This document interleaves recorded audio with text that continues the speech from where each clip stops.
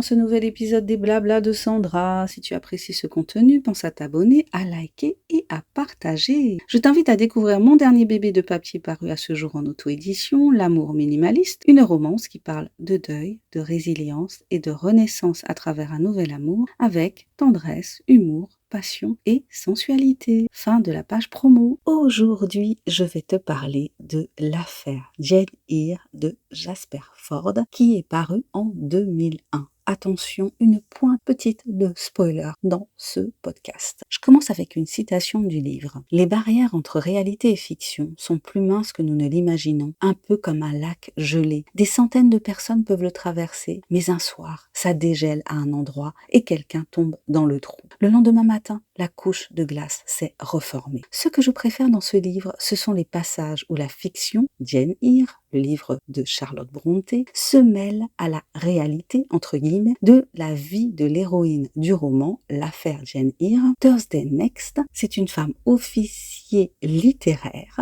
qui traque Acheron Hadès, un être surnaturel qui se situe entre le vampire et le loup-garou sans leur apparence monstrueuse. Il n'a pas d'ombre, il peut traverser toutes les surfaces et entrer dans la tête de la majorité des gens pour les manipuler. Acheron Hadès, quelque peu nostalgique à sa manière psychopathique, donne le même visage à des recrues involontaires à qui il fait greffer la face de son premier complice et bras droit. Le personnage de Rochester, le héros de Jane Eyre, est merveilleusement prolongé dans cette fanfiction, avec l'idée géniale que les romans sont des univers à part entière dans lesquels quelques rares élus peuvent se glisser par la pensée. Et c'est valable aussi pour les recueils de poésie. Dans une